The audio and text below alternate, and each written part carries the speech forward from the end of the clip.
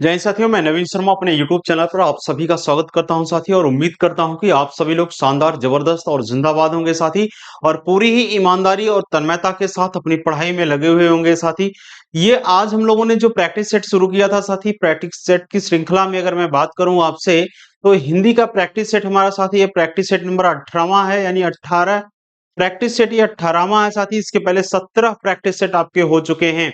और अगर अभी तक आपने उन प्रैक्टिस सेटों को नहीं देखा है साथी, तो उन प्रैक्टिस सेटों को भी देखें। आप आराम से देखिए साथी, प्लेलिस्ट में मिल जाएगा आपको। और बहुत ही बेहतरीन तरीके के प्रश्नों का संकलन किया गया है मित्र। तो चलिए आज हम लोग शुरू करते हैं और देखते हैं कि क्वेश्चन नंबर फर्स्ट हमारे सामने क्या है। तो ये रहा क्वेश्चन नंबर फर्स्ट और देखते हैं। देखिए क्या रखें कि निम्नलिखित वाक्य में अकर्मक क्रिया का प्रयोग हुआ है। आपको बताना है कि ये आपके सामने कुछ वाक्य दिए गए हैं मित्र। इसमें से आपको बताना है कि किस वाक्य में अकर्मक क्रिया का प्रयोग हुआ है। मैं सोता हूं, मैं पाता हूं। देखिए मैं को मैं बना लीजिए, मैं पाता हूं, ठीक है, मैं सोता हूं, मैं पाता हूं। उसने पीटा, है ना, उसने पीटा, या फिर स्टॉप कर लेते हैं, उसने खाई, है ना। तो देखिए मैं आपसे बात करूं साथी, अगर आपसे बात करें साथी, तो रचना के आधार पे मैं बात करूं, क्रिया के मुख्य रूप से दो भेद होते हैं। एक कौन से होते हैं हमारे, तो एक अकर्मक होते हैं मित्र। एक कौन होते हैं, अकर्मक होते हैं। और दूसरी की बात करूं तो सकर्मक होते हैं मित्र, सकर्मक होते हैं। इस बात को आप जानिए। दूसरे कौन से होते हैं साथी, तो सकर्मक होते हैं, सकर्मक होते हैं, इस बात को समझिए। चलिए अगर मैं आपसे बात करूं मित्र, और कौन कौन से होते हैं सुनिए। अगर मैं बात करूं क्रिया, सबसे पहले क्रिया होती क्या है, तो क्रिया मतलब होता है वे शब्द जिससे किसी कार्य के होने का बोध होता है, उसी को तो हम क्रिया कहते हैं मेरे भाई। उसी को हम लोग क्या कहते हैं, क्रिया कहते हैं। यानी जिस भी शब्द से किसी कार्य के होने का पता चले, वो हमारा कहलाता है क्या, क्रिया कहलाता है। क्रिया की मैं बात करूं आपसे, तो क्रिया हमारे स्पेशली अगर रचना के आधार पर देखें तो दो तरीके के होते हैं। एक सकर्मक होता है साथी, एक अकर्मक होता है। सकर्मक मतलब सधन कर्म, अर्थात जिसमें कर्म भी होता है। और अकर्मक का मतलब जिसमें कर्म नहीं होता है।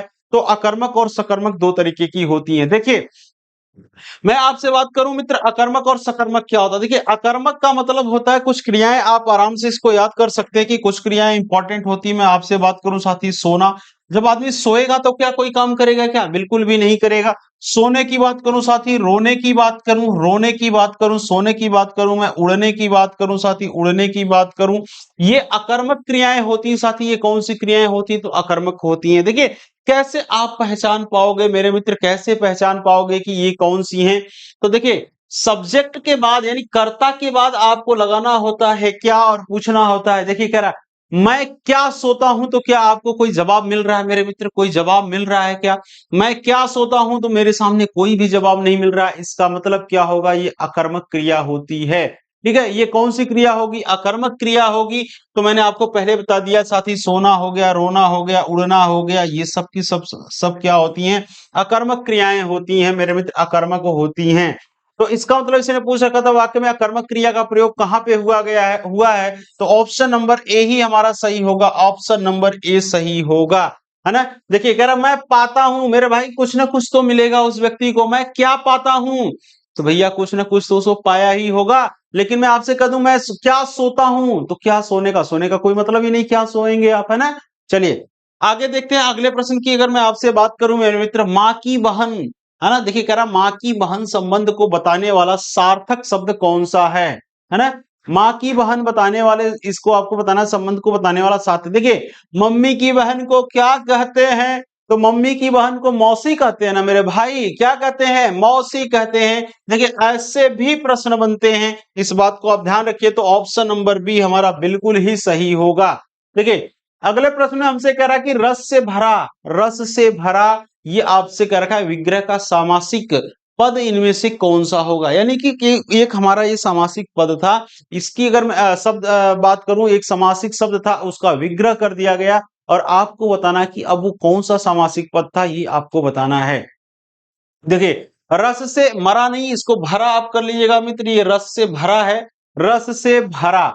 तो आपको बताना है क्या, रस भरा होगा या रस पूरा, रसायन, रसीली, इनकी तो कोई बात ही नहीं चल रही है। देखिए रस पूरा तो नहीं हो सकता, रस भरा होगा साथी, रस भरा, है ना। रस से भरा मतलब रस भरा होता है ना। चलिए अगर मैं आपसे बात करूं साथी समास की, आपसे बात करूं तो समास में आपसे बात करूं, समास का मतलब होता है संक्षिप्त।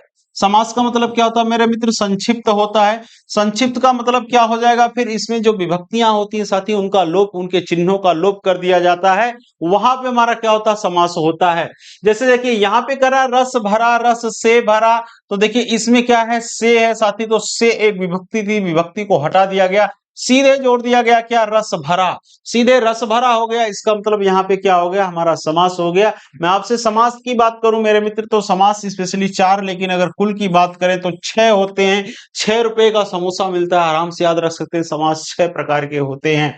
चलिए, अगर मैं आपसे बात करूं अव्ययी भाव समास, पहले कौन कौन से होते हैं मेरे साथी? अव्ययी भाव समास होता है, अव्ययी भाव समास होता है, अव्ययी भाव समास। और मैं आपसे बात करूं तो मित्र तत्पुरुष समास होता है, तत्पुरुष समास होता है। और मैं आपसे अगर बात करूं कौन से होते हैं, तो बहुव्रीहि समास होता है मेरे मित्र। कौन सा होता है? बहुव्रीहि समास होता है। और मैं आपसे बात करूं तो क्या? कर्मधारय हो जाएगा मेरे मित्र, कर्मधारय हो जाएगा, कर्मधारय हो जाएगा, ठीक है। तो कर्मधारय हो जाएगा। और मैं आपसे बात करूं साथी तो क्या? द्वंद्व हो जाएगा, द्वंद्व समास हो जाएगा, क्या? द्वंद्व हो जाएगा। और मैं आपसे बात करूं साथी छठवां, तो क्या? द्विगु हो जाएगा। क्या हो जाएगा मेरे मित्र? द्विगु हो जाएगा, क्या? द्विगु हो जाएगा क्या? इस बात को आप बताइएगा, क्या द्विगु समास होगा? चलिए, अगर मैं आपसे बात करूं मेरे साथी कि अव्ययी भाव समास क्या होता है, तो अव्ययी भाव समास का मतलब होता है, अव्ययी भाव समास वहां होता है जिसमें जिसमें इसका पहला पद प्रधान होता है मेरे मित्र, पहला पद प्रधान होता है। यानी कि जब भी इसमें अगर देखें हम लोग, तो इसमें पहला पद, 2 पद होते हैं। एक को, पहले को हम लोग कहते हैं क्या? प्रथम पद, है ना? प्रथम पद की बात करूं साथी, प्रथम पद कहते हैं। और दूसरा क्या होता है हमारा? उत्तर पद होता है मेरे मित्र, उत्तर पद होता है, ठीक है।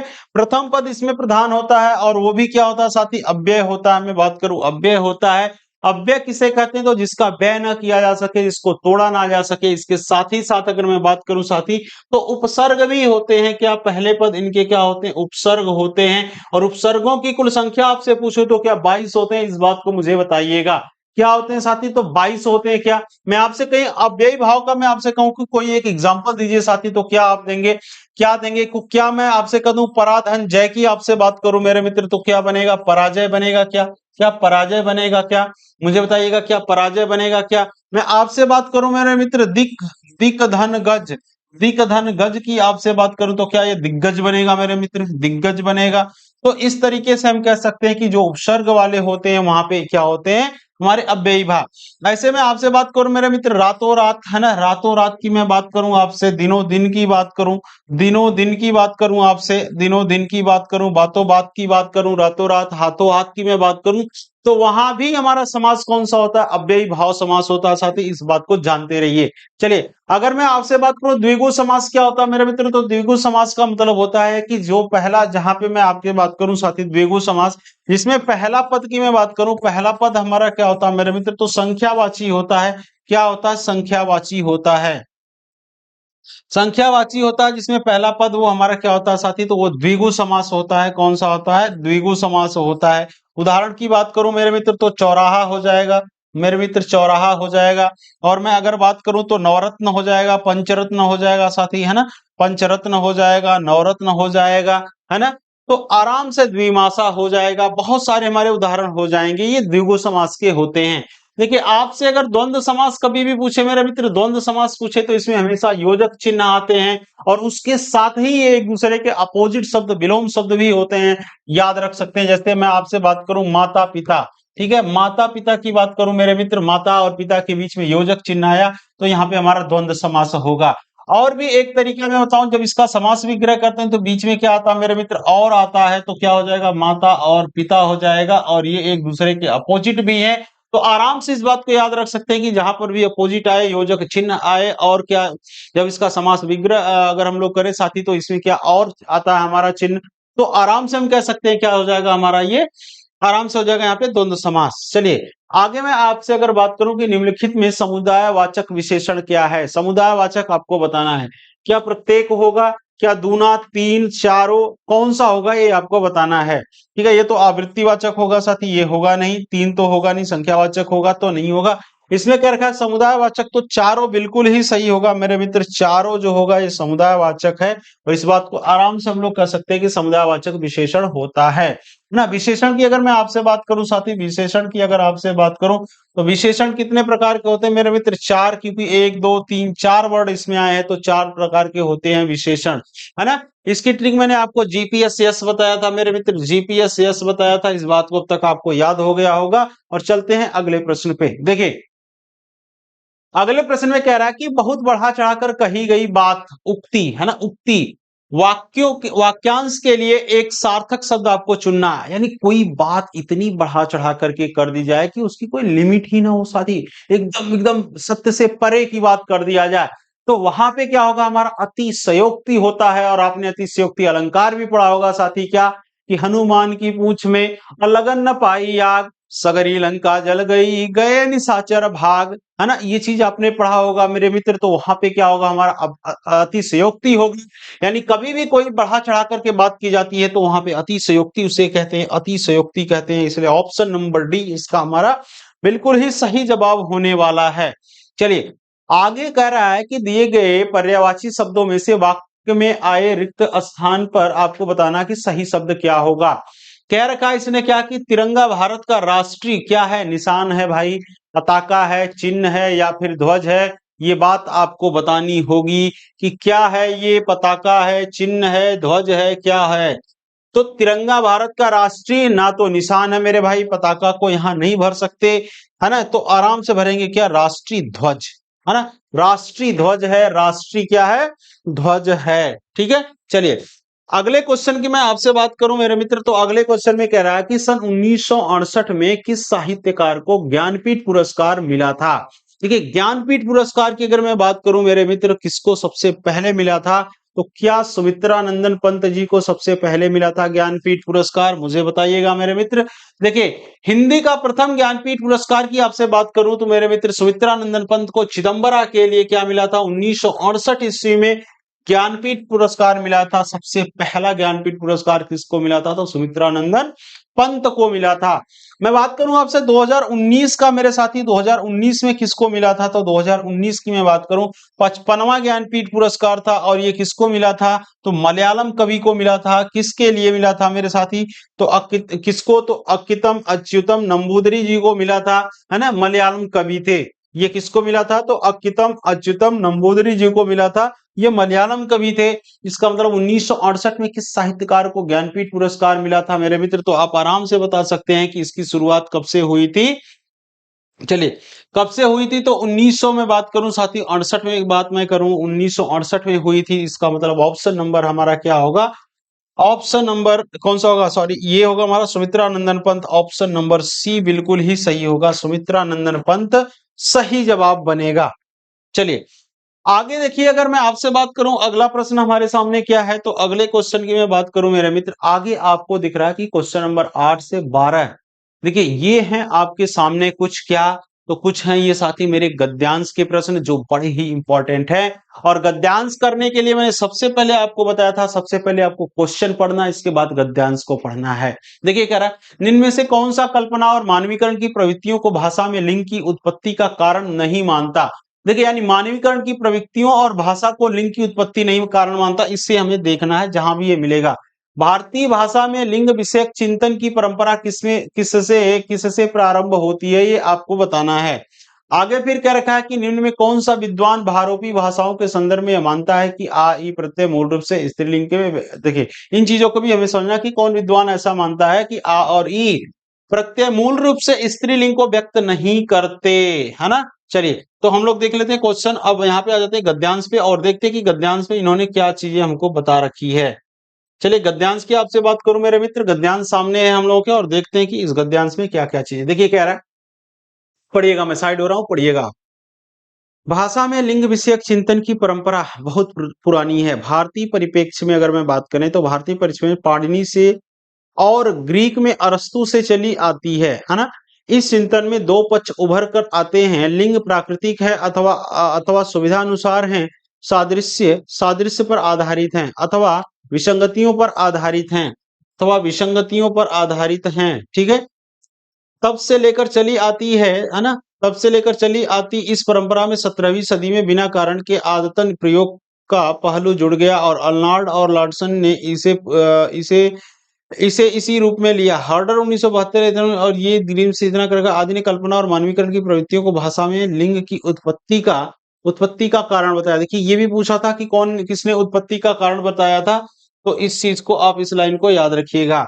आगे करा इनमें से सबसे महत्वपूर्ण ग्रीक के सिद्धांत को माना गया। ब्रिस्मैन ने इस विवाद में कहा कि व्याकरणिक लिंग पहले ही आया था, यहाँ था, यह केवल कल्पना की शक्ति का इस्तेमाल किया गया। गगन का कहना है कि भारतीय भाषाओं में आ ई प्रत्यय मूल रूप से स्त्रीलिंग व्यक्त नहीं करते। देखिए ये पूछ रखा था आपसे क्वेश्चन यहाँ पे, तो गगन को आप याद रखिए, गगन महोदय थे जो आ ई प्रत्यय मूल रूप से नहीं व्यक्त करते इसको। गगन के सिद्धांत को रोत में अविश्वसनीय का शिखर सम्मेलन करार दिया गया। यह बहस चलते चलते संरचनावादी ब्लूमफील्ड तक आई तो उन्होंने कहा कि भाषा में लिंग भाषा का प्रयोग यादृच्छिक होता है। देखिए यादृच्छिक वाले को भी पूछा था शायद, तो इसको भी कर लेते हैं।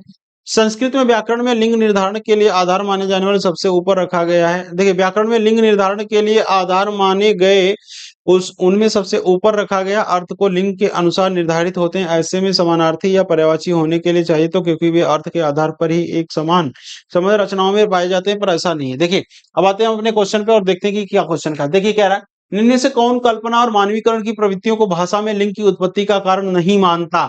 कौन इसमें से नहीं मानता आपको बताना। देखिए अभी हम लोगों ने देखा कौन नहीं मानता, तो कल्पना और मानवीकरण की प्रवृत्तियों को भाषा में लिंग की उत्पत्ति का कारण बताया। कौन कौन बताया था, तो यहाँ पे देख लीजिए, अर्नाल्ड और लॉर्डसन ने इसे ही रूप में मान लिया, और हर्डर और ये हम्बोल्ट, देखिए ग्रीम, हम्बोल्ट, हर्डर और ये एथलंग ने माना था। तो इसका मतलब कौन नहीं माना होगा इस बात को बताना है। देखिए एथलंग हो गया, कौन हो गया, हर्डर हो गया, हम्बोल्ट हो गया, डीम हो गया, लेकिन अर्नाल्ड ने नहीं माना था। तो इसलिए ऑप्शन नंबर हमारा क्या होगा साथी, डी इसका सही जवाब बनेगा।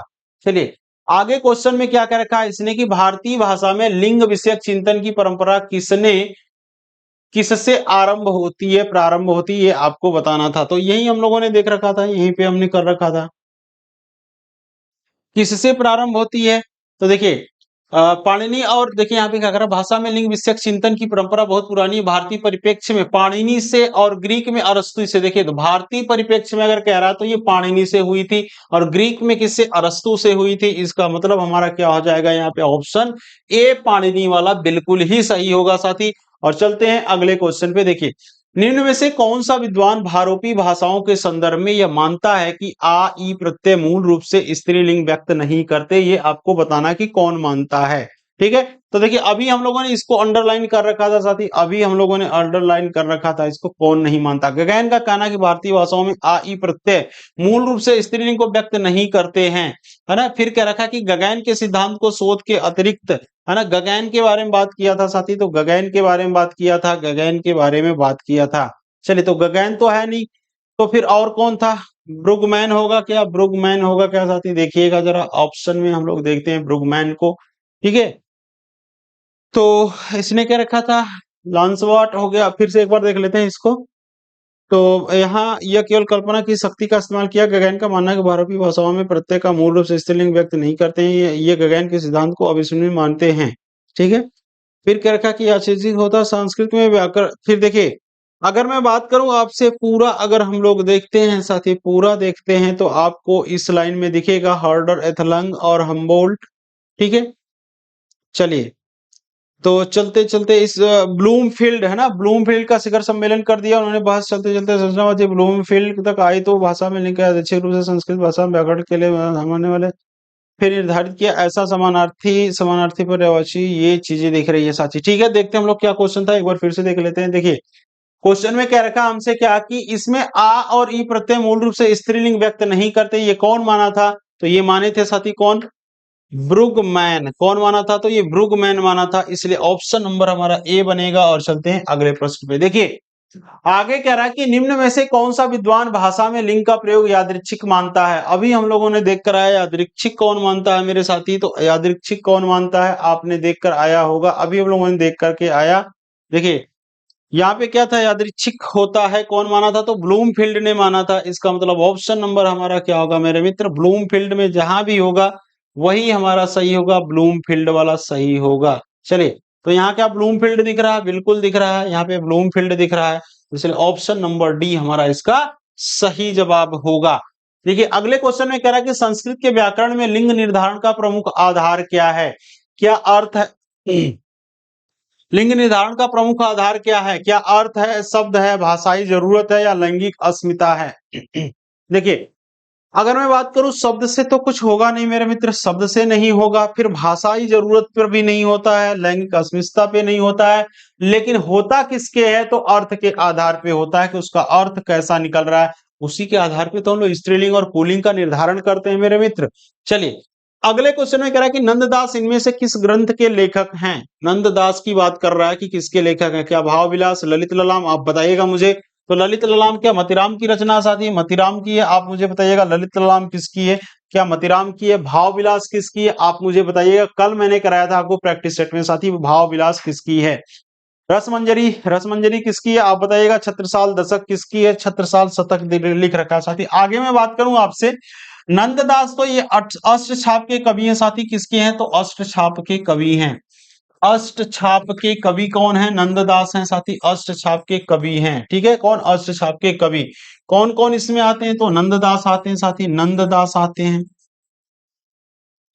परमानंद दास आते हैं, नंददास आते हैं। परमानंद दास की बात करो साथी, सूरदास की मैं आपसे बात करूं, सूरदास की बात करूं आपसे, मैं कुंभन दास की बात करूं साथी, कुंभन दास की बात करूं, सूरदास, नंददास, परमानंद दास हो गए, कुंभन दास हो गए साथी। अगर मैं आपसे बात करूं तो छीत स्वामी है। कौन? छीत स्वामी है साथी, छीत स्वामी है। आगे मैं बात करूं आपसे तो क्या गोविंद स्वामी है? गोविंद स्वामी है, गोविंद स्वामी है, छीत स्वामी, गोविंद स्वामी। ठीक है, तो ये लोग हैं हमारे अष्ट छाप के कवि हैं मेरे मित्र, अष्ट छाप के कवि हैं। छित स्वामी, गोविंद स्वामी हो गया, नंददास, परमानंद दास हो गया, कुंभन दास हो गया, सूरदास हो गया। और कौन से दास हैं साथी आप मुझे बताइए। दो कौन लोग छूट रहे हैं उन्हें आप बताइए मुझे कमेंट बॉक्स में।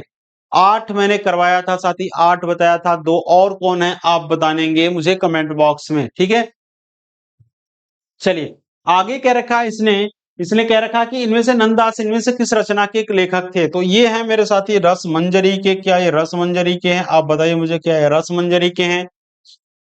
चलिए, और ये क्या इसमें कृष्णदास आएंगे साथी, कृष्णदास आएंगे। एक आप मुझे बताओगे कृष्णदास के बाद की और कौन आएगा? कृष्णदास, नंददास है ना, परमानंद दास। अब आगे आप मुझे बताओगे। चलिए अगले क्वेश्चन की बात देखिए, नंददास भक्ति काल के कृष्ण भक्त कवि थे, है ना, यानी कृष्ण भक्ति के कवि थे साथी। अगर इनकी रचनाओं और की बात करूं तो रूप मंजरी, रस मंजरी, सुदामा चरित हो गया, भ्रमर गीत हो गई, है ना, सिद्धांत पंचाध्यायी हो गया। ये सब की सब रचनाएं किसकी हैं तो नंददास की हैं। चलिए अगले प्रश्न में हमसे इसने कह रखा मेरे मित्र कि इनमें से कौन सा माल गोदाम शब्द के समास विग्रह का सही रूप है? यानी माल गोदाम का अगर हम लोग समास विग्रह करें मेरे मित्र तो क्या आएगा? माल से गोदाम, नाल बनाने के लिए गोदाम, माल के लिए गोदाम, या माल और गोदाम। तो देखिए माल गोदाम मैं बताऊं आपको साथी ये समास है, और समास का हमेशा विग्रह किया जाता है, समास का विग्रह किया जाता है। लेकिन अगर मैं बात करूं समास का अपोजिट क्या होता है तो समास का अपोजिट आप बताने वाले हैं, इसका विलोम क्या होगा तो व्यास होता है। इस बात को भी आप याद रखेंगे मेरे मित्र, समास का क्या होता है तो व्यास होता है, इस बात को भी आप याद रखेंगे, व्यास होता है। ठीक है, तो क्या होगा इसने क्या रखा है, माल गोदाम का क्या होगा, क्या होगा? अगर मैं आपसे बात करूं इसका समास विग्रह करूं तो माल के लिए गोदाम बिल्कुल ही इसका सही जवाब होगा। माल के लिए गोदाम यानी जो माल हमको रखना है उसके लिए गोदाम की बात किया जाए वो होगा। आगे कह रहा कि दिए गए वाक्य के आवश्यक आवश्यक प्रसर्गों को हटाकर सही वाक्य छांटे। देखिए वह छत पर नीचे गिर पड़ा, नहीं, छत पर से नीचे गिर, छत से बिल्कुल सही होता तो ये तो हो नहीं सकता। यह छत से नीचे गिर पड़ा, यह छत से नीचे गिर पड़ा हो सकता है। वह छत से नीचे गिर, नीचे को गिर पड़ा, नहीं, को नहीं रहेगा, यहाँ को आकर गलत कर दिया। आगे कह रहा कि वह छत, वह पर नीचे गिर, नहीं, ये तो बिल्कुल ही गलत है मेरे मित्र। इसका मतलब ऑप्शन नंबर बी हमारा सही जवाब बनेगा, वह छत से नीचे गिर पड़ा, छत से नीचे गिर पड़ा। चलिए आगे देखते हैं, लोकोक्ति और उनके सही अर्थ वाले जोड़े के विकल्प को आपको पहचानना है। लोकोक्तियां हैं और कौन कहाँ मिलेगा ये आपको दिखाना है साथी। देखिए क्या करा, गंगा गए गंगादास और जमुना गए जमुना दास, ये जमुना रहेगा साथी, जमुना दास नहीं, जमुना दास। गंगा गए गंगादास, जमुना गए जमुना दास। खिसियानी बिल्ली खंबा नोचे, का बरखा जब कृषि सुखाने, समय बीत पुनिका पछताने, है ना। तेते पांव तेते पांव पसारिए जेती लंबी सौर, है ना। तो आप बताना कौन सा इसमें सही बनेगा। देखिए, गंगा गए गंगादास, जमुना गए जमुनादास, मतलब क्या होता है इसका। तो अपनी असफलता पर खींचना होगा क्या, या फिर सिद्धांतहीन व्यक्ति होगा, आपको बताना है कौन सा होगा, है ना। खिसियानी बिल्ली खंभा नोचे, अपनी असफलता पर क्या खींचना, क्या ये बिल्कुल सही होगा मेरे साथी, आपको बताना होगा। फिर तेते पांव पसारिए जेती लंबी, है ना, लंबी लंबी सौर, ठीक है। देखिए, तो गंगा गए गंगादास, आय के अनुसार खर्च करना, समय के बाद सहायता मिलना, और देखिए जो जो पहले हम लोग लगा लेते हैं, देखिए काबरसा जब कृषि सुखाने, समय के बाद सहायता मिलना हो जाएगा। और फिर एक खिसियानी बिल्ली खंभा नोचे, यानी अपनी सफलता असफलता पर खींचना, ये हो सकता है क्या, सिद्धांतहीन व्यक्ति, आय के अनुसार। आगे कह रहा है कि गंगा गए गंगादास, जमुना गए जमुनादास, इसका मतलब क्या हो जाएगा, ये बनेगा हमारा। और आय के अनुसार खर्च की बात करूं तो ये हमारा बनेगा आय के अनुसार खर्च, यानी फोर का सी कहीं दिख रहा है आपको, फोर का टू, फोर का बी, तो इसमें कुछ गड़बड़ी लग रही है साथी ऑप्शन में, क्योंकि यहाँ पे फोर का टी लिखा है, दो लिखा है, तो ये बात गड़बड़ दिख रही है। यहाँ पे डी है, ये होगा नहीं। फोर का फिर जीरो, तो ये ऑप्शन में कुछ गड़बड़ है मेरे मित्र, आप इस तरीके से लगा लोगे, ये बिल्कुल ही सही बनेंगे हमारे। चलिए अगले क्वेश्चन की बात करूं मैं, केंद्रीय हिंदी निदेशालय की स्थापना कब हुई थी, आपको बताना है कि केंद्रीय हिंदी निदेशालय की स्थापना कब हुई थी। क्या 1973 में, 81 में, या 1960 में हुआ था साथी। तो केंद्रीय हिंदी निदेशालय की स्थापना जो हुई थी इस सन 1960 ईस्वी में हुआ था, इस बात को बिल्कुल ही आप समझे रहिए। और अगर मैं आपसे बात करूं मेरे मित्र, केंद्रीय केंद्रीय हिंदी निदेशालय की स्थापना तो 1 मार्च 1960 ईस्वी को हुआ था, है ना। को शिक्षा मंत्रालय के अधीन इसका किया गया था, किसके, तो शिक्षा मंत्रालय के अधीन इसका किया गया था, क्या, इसका गठन किया गया था, केंद्रीय हिंदी निदेशालय का गठन किया गया था। आगे देखें हम, क्वेश्चन नंबर 18 हमारे सामने है मेरे मित्र, कह रहा है कि निम्नलिखित में से सही वाक्यों की पहचान करिए। देखिए, वाक्यों को समझना है आपको कि कौन सा वाक्य इसमें से सही है, ये आपको बताना है मेरे मित्र। वह देर में सोकर उठता है, क्या में होता, नहीं, देर से होता तो ये सही होता। वह देर के साथ सोकर, ना रे भैया, ना ना, देर के साथ नहीं, देर से सोकर के साथ नहीं होता है। वह देर तक सोकर उठता है, हाँ ये तो बात आप सही कह रहे हो। कह रहा है यह देश को सोकर, देश को कहा सोते हैं मेरे भाई, तो ऑप्शन नंबर सी जो होगा हमारा बिल्कुल ही सही होगा। और चलते हैं अगले प्रश्न पे और देखते हैं अगला क्वेश्चन क्या। देखिए, कह रहा है निम्नलिखित में बहुवचन शब्द क्या है, आपको बताना, विनिया, हीरा, प्यासा या समाचार। तो विनिया नहीं होता मेरे साथी, कोई शब्द ऐसा नहीं है। आगे मैं हीरा की बात करूं तो नहीं होता, हमेशा एक वचन में ये प्रयुक्त होता है। इस बात की बात करूं, हीरा जो है ये एक वचन में है। प्यासा भी नहीं है साथी, प्यासा भी नहीं है, प्यासा नहीं प्यासे हो जाता है, तो ये गलत होगा। यानी समाचार हमारा बिल्कुल सही होगा। मैं आपसे बात करूं साथी, समाचार हो जाएगा हमारे सामने, समाचार हो जाएगा। मैं आपसे बात करूं दर्शन की बात करूं, दर्शन की बात करूं साथी, प्राण की बात करूं आपसे, हस्ताक्षर की आपसे बात करूं साथी, हस्ताक्षर की बात करूं, तो ये सब के सब हमारे होते हैं कौन से, सदा बहुवचन में सदैव यूज होते हैं। दर्शन हो गया, समाचार, प्राण, होश, लोग, आंसू, ये सब के सब हमेशा बहुवचन में यूज होते हैं मेरे मित्र। और मैं आपसे कहूं कि सदैव एक वचन में कौन होते हैं, तो पानी, दूध, भीड़, सत्य, टोली, आकाश, वर्षा, ये सब के सब सदैव सदैव एक वचन में प्रयुक्त होते हैं। तो इस बात को भी आप जानते रहिए मित्र। चलिए आज हम लोग चलते हैं, ये हमारा आज का लास्ट क्वेश्चन होगा साथी, क्वेश्चन नंबर 20 आज का हमारा लास्ट क्वेश्चन होगा, और आप हमें बताएंगे। देखिए कह रहा है निम्नलिखित में से कौन सा स्त्रीलिंग शब्द है, नमक होगा, लौंग होगा, भात होगा, पनीर होगा। तो देखिए, नमक नहीं मेरे भाई, नमक तो हमारा पुल्लिंग होता है, नमक तो पुल्लिंग होता है।